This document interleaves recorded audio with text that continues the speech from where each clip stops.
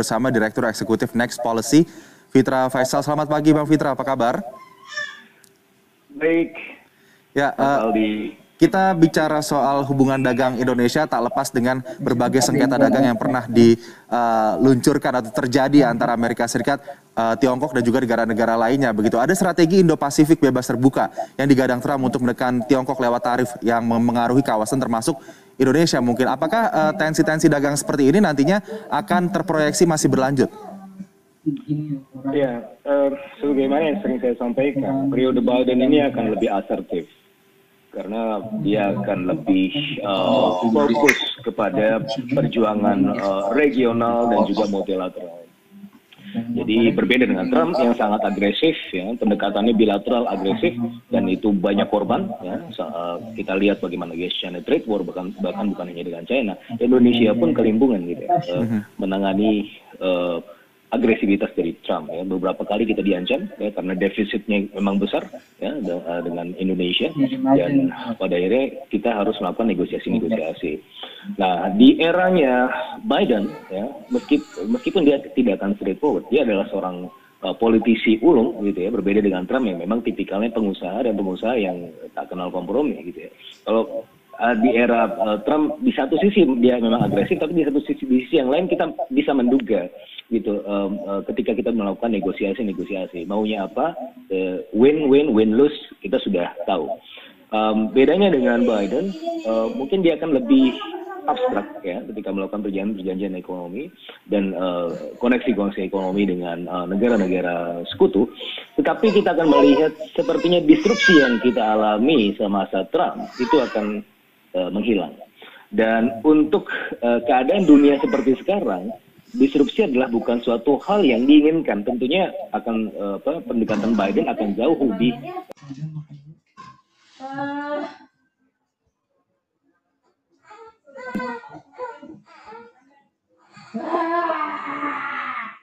perdagangan ekonomi internasional itu akan lebih baik.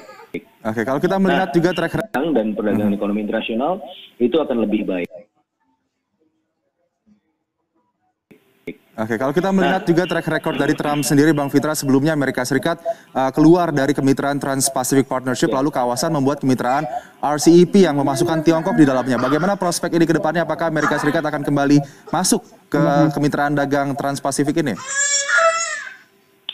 Saya rasa itu suatu hal yang sudah bisa diduga, ya, karena memang pendekatan Biden adalah pendekatan yang jauh lebih regional dan oleh karenanya sepertinya dia akan merevive kembali TPP. Kalau kita lihat dari perjalanannya di awal, TPP itu adalah salah satu senjata dari Obama Biden di periode lalu untuk kemudian mengurangi dominasi China di Asia dan ASEAN. Nah, makanya punya TPP. Tetapi kemudian di era Trump dia lebih bilateral maka menarik diri.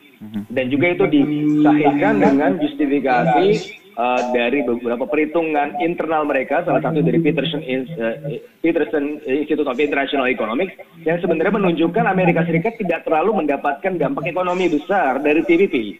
Nah itu udah jelas, mereka menarik diri dari TPP, kemudian fokus ke bilateral di era Trump. Tapi sepertinya Biden akan kembali lagi merevive TPP karena sebenarnya pendekatannya bukan saja ekonomi ansih tapi juga politikal, jadi politik ekonomi gitu kan, regional dan politik. Nah, sehingga seperti TPP akan kembali dibangkitkan. Apalagi dia juga melihat Amerika Serikat dalam hal ini melihat RCEP di mana China juga terdapat di situ.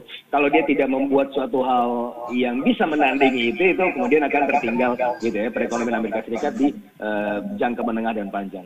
Tetapi itu tidak akan menjadi fokus Biden di awal. Sebagaimana kita tahu bahwa fokus Biden dan juga pemerintahan Amerika Serikat sekarang ini adalah lebih ke domestik. 100 hari adalah untuk membenahi perekonomian dan saya rasa ini bisa berlangsung setahun penuh gitu ya. Sementara fokusnya di regional, bilateral dan juga kerjasama ekonomi internasional sepertinya akan menjadi prioritas berikutnya, bukan yang menjadi prioritas awal gitu ya. Karena yang menjadi prioritasnya adalah vaksin, kemudian stimulus package, bagaimana meningkatkan employment rate dan seterusnya gitu. Ngomongin soal dagang juga, Indonesia pernah kita masuk dalam GSP untuk ekspor ke Amerika Serikat, sempat dikeluarkan lalu masuk kembali.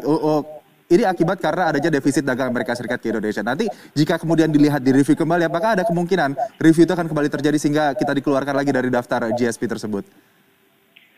Ya, kalau kita melihat secara historikal di zamannya Obama, tidak pernah itu disentuh-sentuh, gitu ya. Itu hanya mekanisme negosiasi bilateral, dan itu sangat terpakai di eranya Trump, ya. Karena ini kan dia unilateral sifatnya.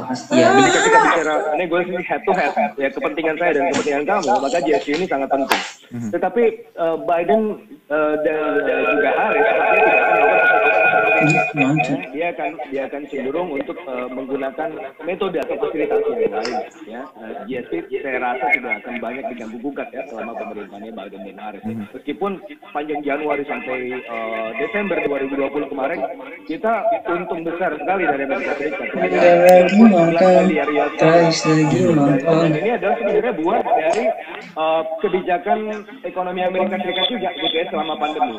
Mereka ingin beralih dari China, cari tempat baru, ya, yang saya sebut sebagai relocation tax. Asal dari Asia dan juga salah satu Indonesia tentunya. Maka kita bisa menikmati pertumbuhan ekspor yang cukup signifikan di sana. Baik, Bang Fitra Faisal, kita tunggu bagaimana nanti kiprah dagang antara Amerika Serikat dan juga Indonesia di masa kepemimpinan Joe Biden ini, apakah akan terus membaik seiring dengan surplus neraca dagang kita yang juga terus mencatatkan kenaikan sampai 11 miliar di tahun 2020 ini. Untuk sementara terima kasih Bang Fitra Faisal, Direktur Eksekutif Next Policy sudah bergabung bersama kami pagi hari ini. Selamat pagi, sehat selalu. Pagi.